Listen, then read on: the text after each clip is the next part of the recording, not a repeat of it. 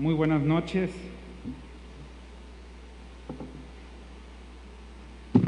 Después de que pasa la tormenta, ¿qué dice el dicho? Viene la calma. Y estamos en calma, se fue la tormenta, gracias a Dios por su cuidado. Sabemos que este tipo de acontecimientos, aun cuando para el hombre son imposibles de controlar, para Dios está en su completa soberanía y cuidado. Vamos a orar para que el Señor, a través de su palabra, abra nuestro entendimiento, que su palabra pueda permear en nuestros corazones y que no solamente seamos oidores de la palabra de Dios, sino que también la hagamos, que eso es lo más importante,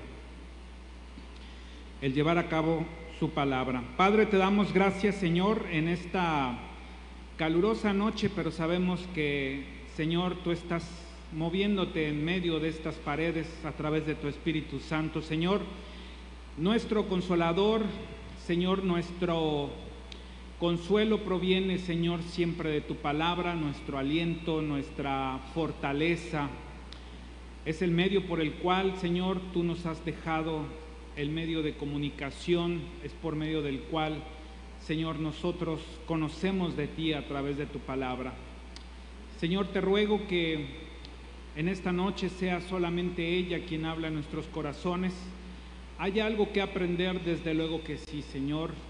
Prepara nuestro corazón como tierra fértil, Señor, para que cuando caiga tu palabra, Señor, produzca mucho fruto, Señor, mucho fruto, Señor, ese fruto que solamente proviene del buen árbol que eres tú, Señor. En Cristo Jesús, Señor nuestro.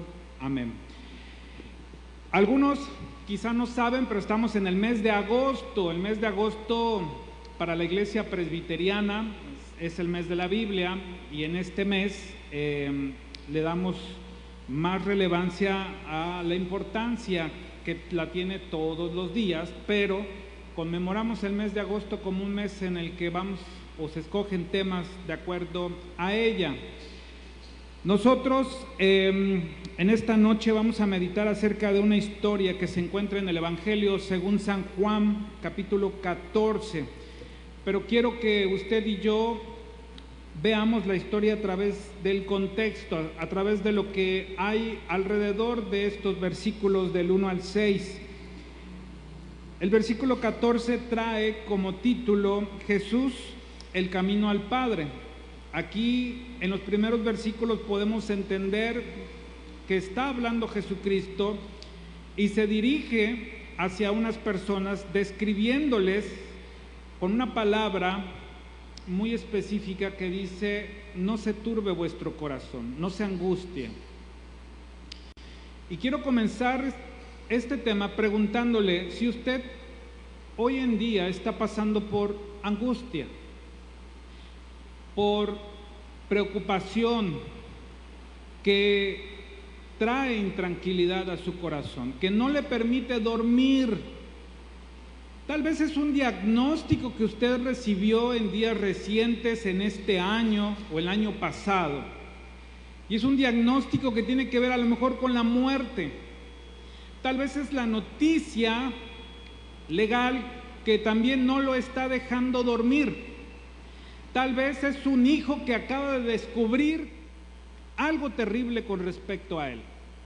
Tengo amigos que algunos de ellos descubrieron que sus hijos los estuvieron engañando todo el año y jamás se inscribieron. Hacían que iban a estudiar, pero no estudiaban.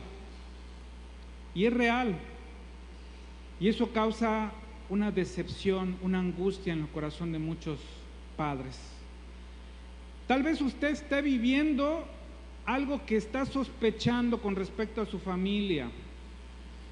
Tal vez alguno de sus hijos tenga una inclinación diferente a la que Dios le dio. Creo que me está entendiendo. ¿Tenemos homosexualidad dentro de la Iglesia Presbiteriana? Claro, porque el pecado es universal. Y eso tal vez usted lo sospecha, lo sabe, y es un tema que le trae angustia, que le trae preocupación. Lo que quiero decir con esto es que la angustia y la preocupación va a estar latente en nuestras vidas siempre, mientras estemos aquí. Y esta escena en la que el evangelista Juan nos describe, inicia con Jesucristo diciéndole a su audiencia: no se turbe, no se angustie el corazón de ustedes. La pregunta sería: ¿qué es lo que en ese momento estaba angustiando a su auditorio de Jesucristo, a quienes lo estaban acompañando? Porque esa palabra de no se angustien es la misma que ahora Jesucristo les está diciendo ahora que traen una preocupación en esta noche. Tranquilos, no se angustien, no se turbe vuestro corazón. Y vamos a ver el contexto, y en los versículos anteriores, desde el capítulo 13, encontramos en el versículo 21 de San Juan 13, 21, cuando el Señor Jesucristo anuncia algo que es muy doloroso para un ser humano, y es la traición. Alguien que depositas tu confianza y que termina defraudando esa confianza que tú has depositado. Y todos aquí sabemos en esta noche a quiénes nos referimos: a Judas. Dice el versículo 21, habiendo dicho Jesús esto, se conmovió en espíritu y declaró y dijo: de cierto os digo que uno de vosotros me va a entregar. Ah, caray. La audiencia que estaba en ese momento se preguntó: entre nosotros hay un traidor. ¿Quién es? Después tenemos en el mismo versículo, capítulo 13, versículo 33, dice: hijitos, aún estaré con vosotros un poco. Me buscaréis, pero como dije a los judíos, así os digo ahora a vosotros: a donde yo voy, vosotros no podéis ir. Está anunciando su partida. Y debió haber sido algo angustioso después de estar con Jesucristo. Muchos de nosotros hemos estado con personas en las cuales disfrutamos su compañía. Y le voy a poner un ejemplo: nuestros hijos sufren ansiedad pensar en la simple idea que sus padres puedan algún día no estar, ¿verdad? Usted, cuando era niño, adolescente, solo la idea de pensar de no contar con su padre le generaba un temor y lágrimas. Yo recuerdo eso precisamente. Y estamos ante una imagen cotidiana en nuestras vidas donde el Señor Jesucristo anuncia la traición de una persona de un grupo cercano y selecto. Y después, más adelante, les dice que Él tiene que irse, pero a donde va a ir no lo pueden seguir en ese momento. Más angustia. Y luego termina en el versículo 38 cuando anuncia la negación de uno de los que se considera más férreos defensores, que inclusive dice: pongo yo la vida por ti, Señor Jesucristo.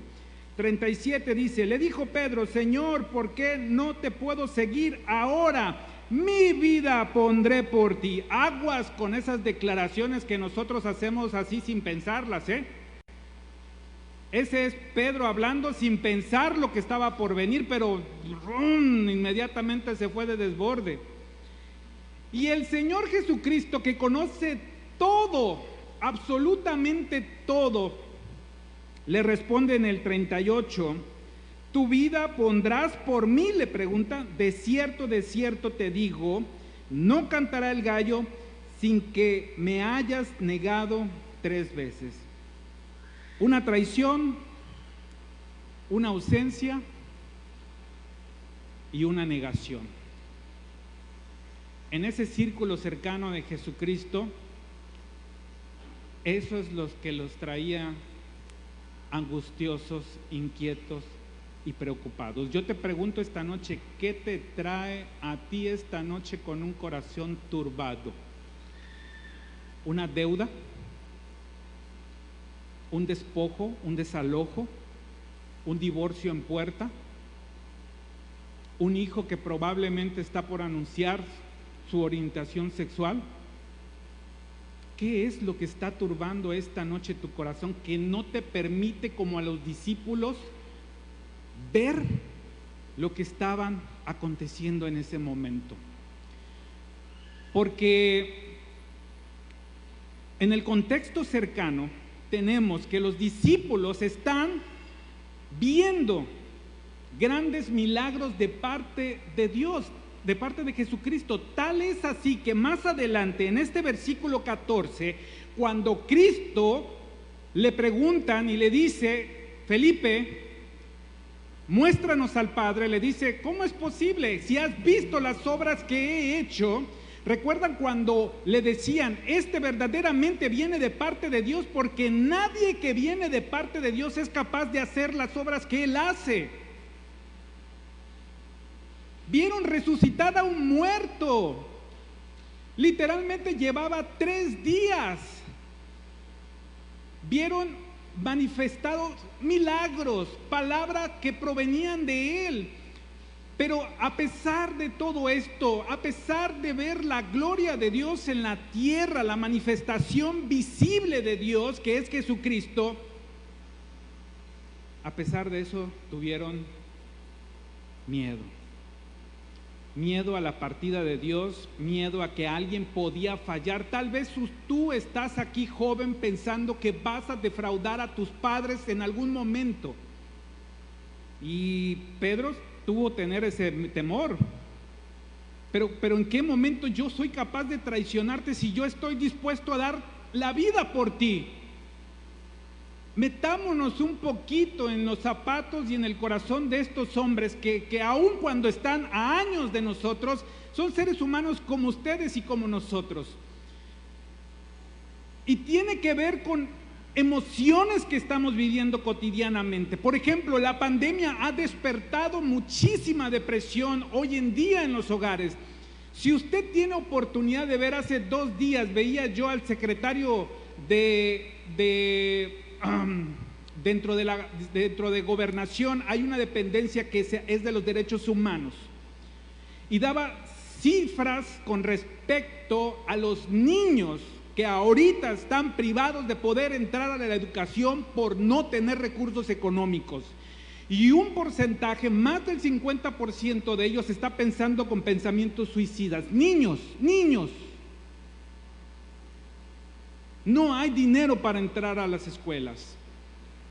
Esta pandemia vino a despertar unas emociones que están turbando nuestras emociones y que es peligroso porque pueden hacer que dudemos de la gloria vista en tiempos pasados de Jesucristo.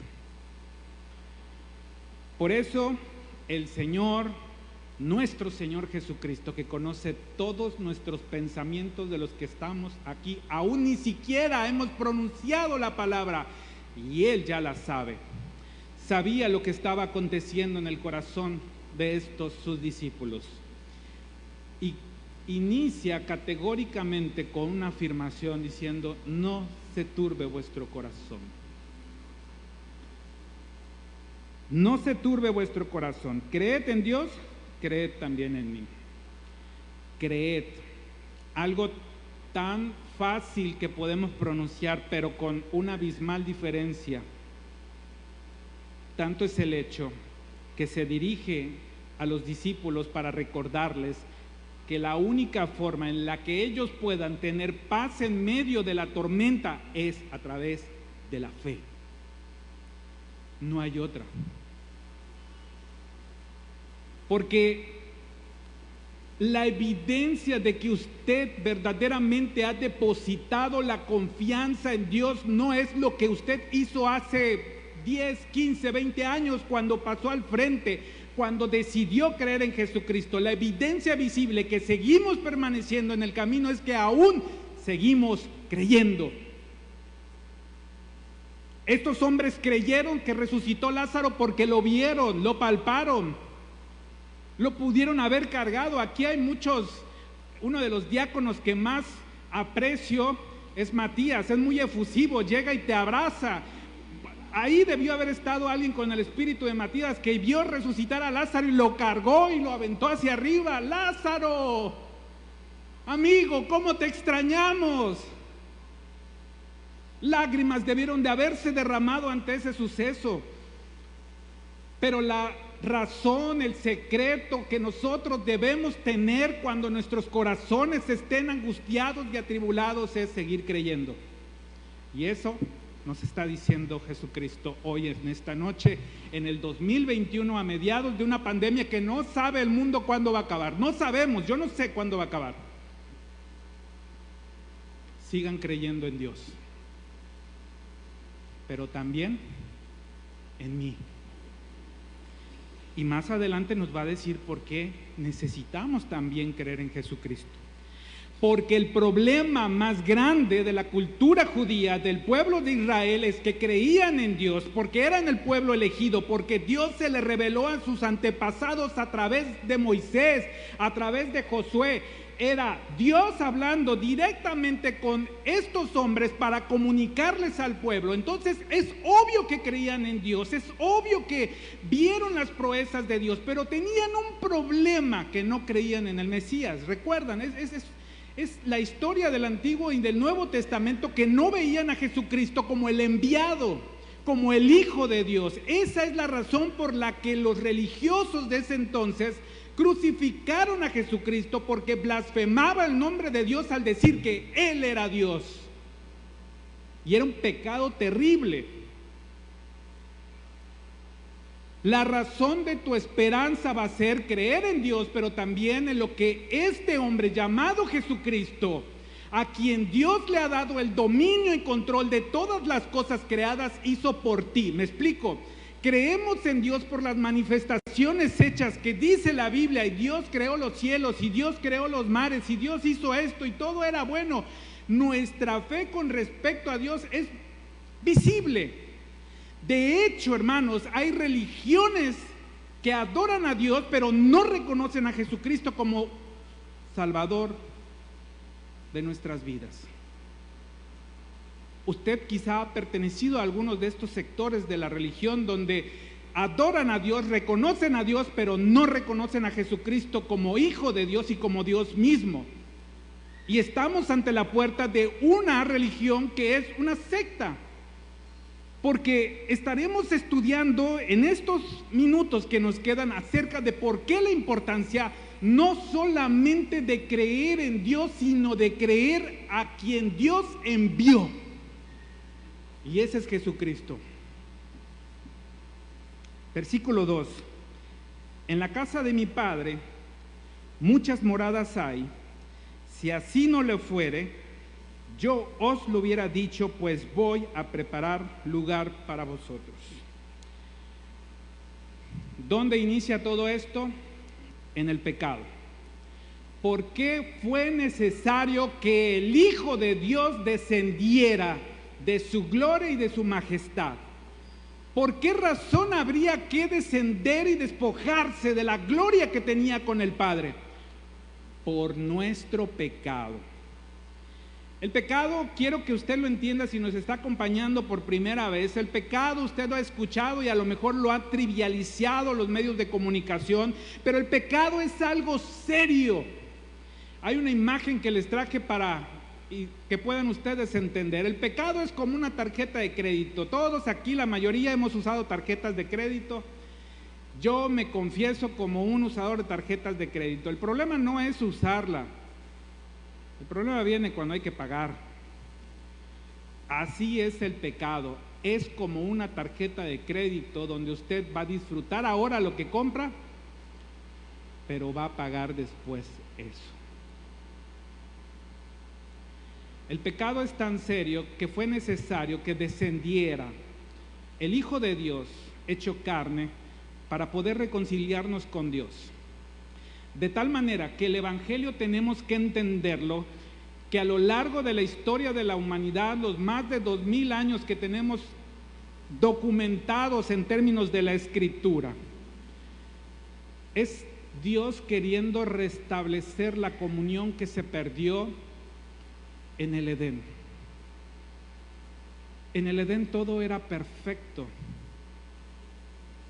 pero entra el pecado y entra la rebelión en el ser humano. Por eso fue necesario que Jesucristo descendiera. Pero no iba a descender un ángel para salvarnos, porque tenía que tener suficiente poder para cubrir multitud de pecados, y solamente existió y existirá una persona a lo largo de la historia del universo y de toda la eternidad, y ese era el Hijo de Dios. Por eso Él tenía que venir a padecer por nosotros, por eso Él tenía que descender para poder, a través de su muerte, comprar nuestra vida que estaba en manos y potestad del pecado. Ahora, dice el texto bíblico, no se turben, porque aun cuando la aflicción venga a nuestras vidas, yo necesito irme, pero no me voy por cualquier motivo. Me voy para preparar moradas, porque ustedes están en este lugar de manera pasajera. Todos y cada uno de nosotros vamos a enfrentarnos con la muerte tarde o temprano. Y la preocupación más grande del creyente o de la persona que está conociendo el Evangelio no debe de ser si va a morir o no va a morir, porque todos vamos a morir, todos. El problema es si verdaderamente usted tiene ya reservada una morada de la cual fue a preparar nuestro Señor y Salvador. No se fue por negligencia a Jesucristo. Algunos pueden pensar que se fue y dejó tirada la casa y nos abandonó y nos dejó a merced de todo el enemigo. No, era necesario que se fuera, porque es necesario que abriera camino, porque la muerte tenía que venir forzosamente. ¿Sabe por qué? Porque tenía que derrotar a la muerte. Este plan era necesario. A veces creemos que si nosotros hubiéramos estado en esos momentos, hubiéramos impedido la muerte de Jesucristo. Mi hermano, no, era necesaria esa muerte, era un plan perfecto, porque a través de esa muerte lo que demostraría es que Él tiene autoridad sobre la vida y sobre la muerte, y en eso radica nuestra esperanza, que aun cuando nuestros ojos cierren en esta tierra, Él tiene poder, porque prometió resucitarnos conjuntamente Él cuando Él regrese. Era necesario que muriera, porque a través de su muerte podemos dar testimonio, y por todas las personas que lo vieron en ese momento de su resurrección, de que Él vive y reina para siempre. En eso radica nuestra esperanza, porque aun cuando hoy, esta noche, no despertemos el día de mañana, y escuche, porque no tenemos la vida comprada. Vemos personas que están partiendo jóvenes, pero si usted ha creído en el autor de la vida, en el autor de la salvación, Él ha prometido resucitarle, y esa es la diferencia que tenemos en el cristianismo. Nosotros no creemos en la reencarnación, nosotros creemos en el poder de Cristo para resucitar de los muertos a todos aquellos que han confesado como Señor y Salvador. Es necesario que yo me vaya y prepare lugar para vosotros, y si me fuere y os preparare, versículo 3, lugar, vendré otra vez. Mire, tenemos aquí la promesa. Él estuvo en la tierra, sí estuvo, pero la promesa es que Él regresará. Por eso ahí radica que aún todas las cosas que estemos pasando en este mundo tendrán un final, porque nuestro Rey regresa. Nuestra fe no es una fe ciega. Nuestra fe no radica en el hecho de quién sabe qué va a pasar después de la muerte. Ha estado con personas que dicen, ¿quién sabe? Nadie ha regresado de la muerte. Nuestra fe descansa en que tenemos una promesa, porque si usted está aquí, tiene que creerla. De lo contrario, todavía usted no ha nacido en el Evangelio. Él ha prometido regresar por vosotros, porque dice en el versículo 3, para que donde yo estoy, vosotros también estéis. El deseo de nuestro Señor y Salvador es que estemos con Él. ¿Recuerda cuando enamoró a su esposa o cuando está enamorando actualmente a su novia? ¿No era su deseo en amor genuino estar con esa persona? ¿No contaban los días para que llegara la boda? Porque era el deseo de estar. Ese es el deseo más grande de nuestro Señor y está escrito, hay evidencia. Usted y yo podemos accesar a esta evidencia porque es su testimonio que el deseo más grande era irse a preparar esas moradas. Porque donde Él está, estaremos nosotros, usted y todos los que lo han confesado como Señor y Salvador. Eso es lo que nos tiene que regresar el aliento en estos momentos de dificultad y de abatimiento de alma y de corazón, que hay alguien que está por nosotros haciendo algo, que ya lo hizo, pero que regresará por nosotros. Y donde Él está, estaremos nosotros. Pase lo que pase en este mundo, nos traicione quien nos traicione, nos defraude quien nos defraude, nos abandone quien nos abandone, nos niegue quien nos niegue, nuestra esperanza no radica en el ser humano. Hermanos, hoy tenemos muchos amores, y no quiero decir que sean adúlteros, quiero decir que usted ama a sus padres, usted ama a sus hijos, ama si tiene abuelitos, y si tiene una esposa, y si tiene un novio, una novia, usted los ama. Pero le voy a decir una cosa, cuando todos esos amores se acaben, porque se acabarán, solamente quedará un amor, y es el de Él. Porque en la vida eterna no vamos a reconocernos. Así que aproveche este momento que está con su esposa y con sus hijos, disfrútelos, disfrútelos, disfrútelos, porque en la vida eterna no me voy a acordar de ninguno de ustedes. Y eso es bíblico. No recuerdan cuando le preguntaron al Señor Jesucristo, y esta mujer que se casó con tres, ¿quién de los tres será su marido allá arriba? No, ninguno. Viviremos para adorarlo. Cuando todos nuestros amores se nos acaben en esta tierra, el único amor que nos quedará por la eternidad de siglos en siglos será Él. Usted tiene que aprender a entender eso desde aquí, porque la vida eterna inicia desde aquí. En Juan 11:25, y le dijo Jesús: yo soy la resurrección y la vida, el que cree en mí, aunque esté muerto, vivirá. Esa radica nuestra esperanza, es nuestra promesa, y se lo dijo a Lázaro, a las hermanas de Lázaro. ¿Tienen temor de que murió? El que cree en mí resucitará, porque yo soy la resurrección, y lo probó.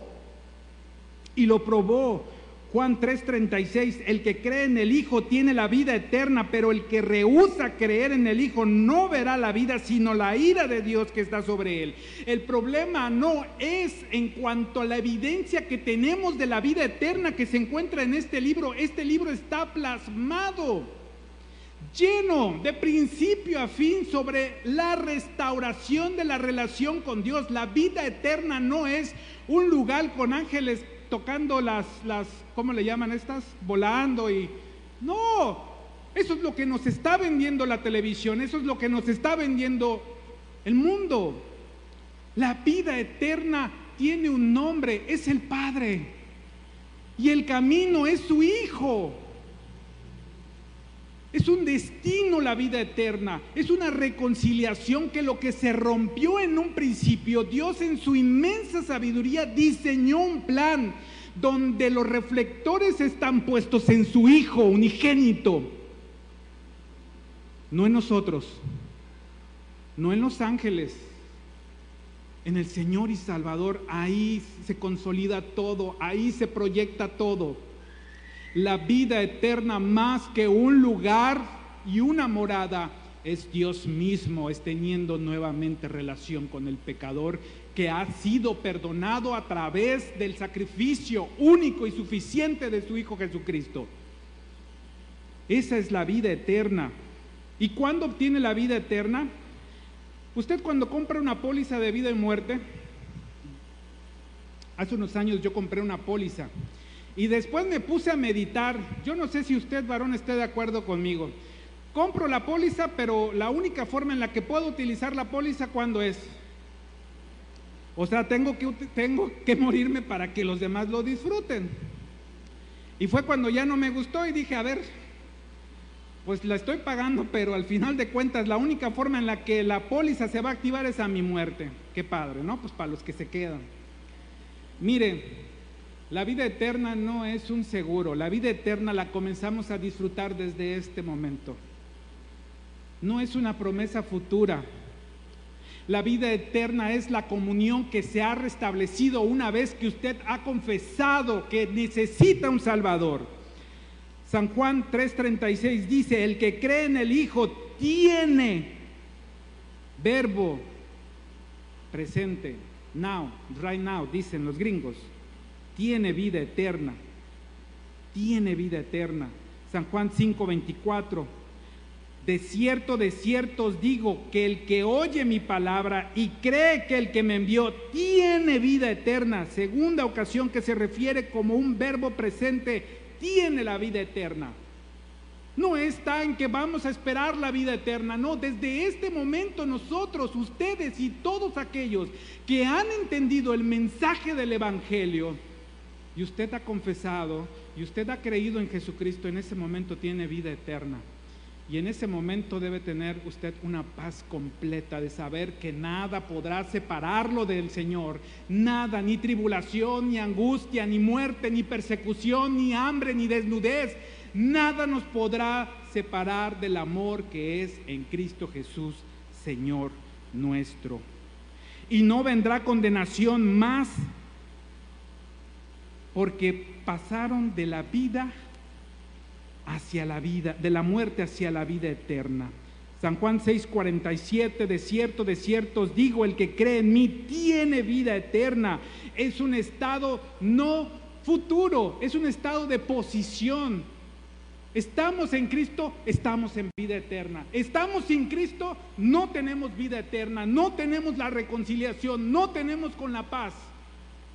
Porque dice Romanos que Jesucristo vino para ser reconciliados con Dios. Entendamos que la vida eterna, más que un lugar específico, que sí lo es, donde mora Dios, donde está nuestro Señor y Salvador, es un estado de una posición en la cual nos permite volver al Génesis, al estado perfecto de comunión con nuestro Creador. Esa es la vida eterna. Y hay una forma en la que nosotros podamos obtenerla, solamente a través de Jesucristo. Mire lo que dice el libro de Timoteo, la carta que escribe Timoteo 2:5, desde el 4, cualquiera, el cual quiere que todos los hombres sean salvos y vengan al conocimiento de la verdad, porque hay un solo Dios y un solo mediador entre Dios y los hombres, Jesucristo hombre. No hay varios caminos, mi hermano. Vuelvo a reiterar y a repetirles, la Biblia está plasmada acerca de la vida eterna, acerca de la reconciliación con Dios. El problema es que si no leemos, ¿cómo conoceremos? Por eso nuestros corazones están turbados, aún en medio de la tribulación. Y no quiero decir que usted no tenga miedo, claro que tenemos miedo, pero aún en medio del miedo, nuestra paz, que sobrepasa todo entendimiento, guardará nuestros corazones. ¿Me explico? Ese es el secreto del cristianismo. Guardará nuestros corazones. La Biblia nos relaciona con la vida eterna y sobre todo con Jesucristo. Nos dice San Juan 17:3, y esta es la vida eterna, es Jesucristo refiriéndose, San Juan 17:3, y esta es la vida eterna, que te conozcan a ti, el único Dios verdadero, y a Jesucristo a quien tú has enviado. Hermanos, aquí estamos ante un texto donde Jesucristo dice acerca del conocimiento de la vida eterna. No es una decisión tan en sí, que sí inicia con una decisión. He decidido seguir a Cristo, he decidido, sí, es decidido. Pero la vida eterna viene de una estrecha relación del conocimiento con Dios. Nadie que no conozca a Dios, porque la evidencia de que Dios ha hecho un cambio en nuestra vida es nuestro deseo de querer conocerla. Hoy en día, yo les puedo garantizar a la mayoría de los jóvenes que cuando les gusta una muchacha, ¿a dónde van a buscar acerca de la chica? Al Face. Quieren conocer sus amistades, quieren conocer sus gustos, ahí aparece todo, hasta aparece la música, cuando le dan ahí, me gusta tal música, tal cantante, etcétera, estuve en tal lugar, ¿verdad? Utilizan mucho Face, yo me imagino que sí. Porque queremos conocer a esa persona que nos mueve el corazón. ¿Cómo es posible que decimos amar a Dios, pero no conocemos nada de Él? ¿Cómo? O sea, ayúdenme a entender esto. ¿Cómo es que decimos amar a Dios y lo conocemos y hacemos cosas por Él, pero no conocemos porque no le buscamos? Mire lo que va a pasar ese día, y no es para meterle miedo, porque hasta yo tengo temor de fallar ese día. Mateo 7, 21, 23. Por eso nuestra oración es: Señor, permítenos mantenernos firmes hasta el último día, porque su palabra dice que el que persevere hasta el último, verdaderamente será salvo. Mateo 7, 21, 23. No todo el que me dice Señor, Señor entrará en el reino de los cielos, sino el que hace la voluntad de mi Padre que está en los cielos. Muchos me dirán en aquel día: Señor, estuve en el coro que dirigió la hermana Rosy y cantábamos aleluyas, aleluyas, profetizábamos en tu nombre, y estuve en el grupo de la junta de diáconos y servíamos, y estuve en el consistorio y estuve en las misiones. Podemos tener activismo religioso, pero si verdaderamente no conocemos a Dios, mire, el problema no tanto es que usted conozca a Dios, porque lo podemos conocer, es información. El problema es que Dios nos conozca a nosotros, porque en ese día nos puede desconocer. Aun cuando nuestras obras sean perfectas, debemos de entender que la salvación no es la práctica de actividades religiosas que podemos hacer, que no son malas. Inscríbanse en el coro, ¿verdad? Sino el hecho de nuestro conocimiento de nuestro Señor y Salvador. Porque si ustedes conocen a Cristo, conocen al Padre. ¿Sabe usted por qué no podemos conocer a Dios? Porque Felipe le dijo: vea, Felipe, muéstranos al Padre, queremos verlo. Pues no fue el único, Felipe, también Moisés pidió ver a Dios. Mire lo que dice segunda de Timoteo, capítulo 2, 16.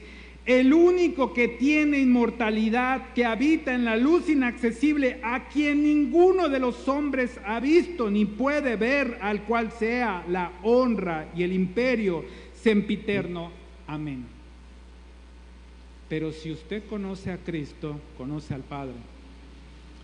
¿Conoce usted al Hijo? Porque Él nos dice que son uno solo, de tal manera que nadie va a poder llegar a Dios si no es por medio del Hijo. Ese es el problema de los judíos: quieren a Dios pero no quieren al Hijo. Ese es el problema nuestro cuando decimos Dios, Dios, Dios, Dios, pero desconocemos del Hijo, pero no obedecemos al Hijo, pero no tenemos comunión con el Hijo, pero no tenemos ni siquiera amor por el Hijo. Tú puedes decir todo lo que tú quieras acerca de Dios y hacer todo por Dios, pero tienes que tener un encuentro con el Hijo. No hay vuelta, no hay mediador, no hay persona, no hay apellido, no hay nada que pueda agarrar y acercarte con Dios. Y esta noche, cada vez que predicamos en la mañana y en la noche y los miércoles, Nuestro propósito es que un día el Señor toque tu corazón, abra tu entendimiento y digas, en efecto, la palabra tiene razón, debo entregarme al Hijo. Y muchos a lo largo del mundo han seguido a través de escuchar su palabra, de meditarla y estudiarla.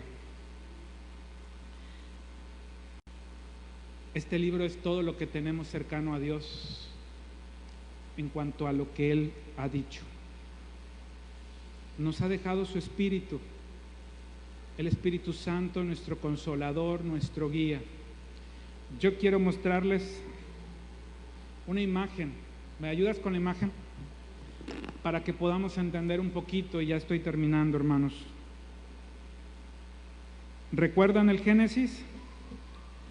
¿Recuerdan que el árbol de la vida fue bloqueado por una espada que giraba?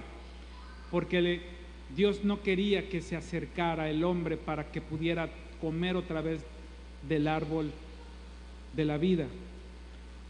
A causa de nuestra rebelión, de la de nuestros padres, pero también nuestra, hoy en día, la relación y el podernos acercarnos a ese árbol está prohibido. Pero en Apocalipsis encontramos que esa relación que Dios ha restaurado nos permitirá nuevamente acceder al árbol de la vida. Por eso Jesucristo decía, yo soy el camino, la verdad y la vida. Cuando venga de nuevo la nueva Jerusalén, que así se refiere a ella en Apocalipsis, tendremos acceso nuevamente a ese árbol de la vida, del cual fuimos sacados por nuestro pecado.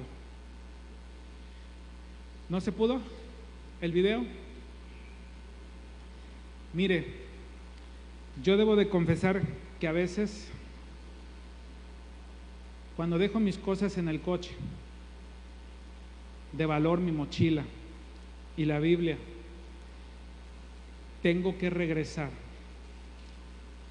por mi mochila, porque a veces digo, me la van a robar. Y tengo que confesar que ese pensamiento no es correcto, porque entre mi mochila y la verdad vale 1000 veces la verdad. Y no quiero decirle que deje su mochila, quiero decirle que si la quítela por el tema correcto, pero esto vale más. Y desafortunadamente la gente, si ve sus pertenencias de valor en el coche, se roba su estéreo, aun cuando tenga la Biblia ahí. Esa es la razón por la cual nuestros corazones requieren que Dios abra nuestro entendimiento. Le quiero mostrar un video sobre una comunidad en la cual no habían tenido la traducción de la Biblia en su idioma. Sin embargo, nosotros la tenemos. Y yo le quiero preguntar qué valor tiene este libro para usted. Porque hay muchas partes alrededor del mundo que al recibir la palabra de Dios no son indiferentes a ella. Quizá porque están sufriendo persecución. Sin audio, no hay problema. Quizá porque están recibiendo persecución. Tal vez México necesita persecución para verdaderamente amar la Escritura. Me siento avergonzado al ver esas reacciones de personas que tienen un encuentro por primera vez con la Escritura. Y nosotros aquí teniéndolas, las desempolvamos quizá para poder venir el domingo. Yo recuerdo que cuando era niño los padres lo primero que regalaban a sus hijos era una Biblia. Ahora quizá es un teléfono celular. Hermano, regrese a esos hábitos. Regrese a leer la Biblia con sus hijos. Regrese a leer la Biblia con su esposa.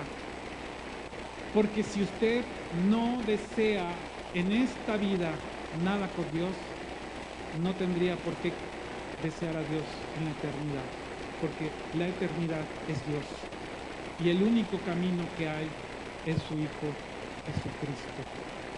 Dele valor a este libro, por favor. Se lo vamos a repetir cuando tengamos oportunidad una y otra vez.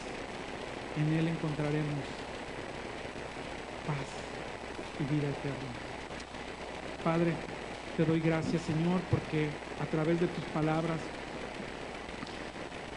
nuestros corazones podemos encontrar la paz, porque sabemos que tu partida no fue un abandono a aquellos que siguieron y entregaron la vida por ti. Tu partida fue necesaria para poder demostrar que tienes poder sobre la muerte, para poder probar que también nos resucitarás en los días postreros, porque aquel que confesare con su boca que Jesucristo es el Señor, será salvo. Señor, permítenos honrar tu palabra, Señor, como lo más preciado que tenemos en nuestra vida presente, porque aquí encontramos palabras de vida eterna, porque aquí nació nuestro primer amor, porque a través de tu palabra pudimos amar, porque tu palabra nos enseña que el que no ama es porque no conoce a Dios, porque Dios es amor. Gracias por tu palabra, Señor, y que no solamente sea un mes en donde conmemoramos la importancia de tu palabra, sino todos los días sea, Señor, nuestra lámpara en nuestro camino. Y perdónanos, Señor, las veces que hemos menospreciado tu palabra. Perdónanos las veces que hemos desestimado la importancia de leer tu palabra. Perdónanos, Señor, y danos una nueva oportunidad para comenzar nuestras vidas con tu palabra, no sin ella. En Cristo Jesús.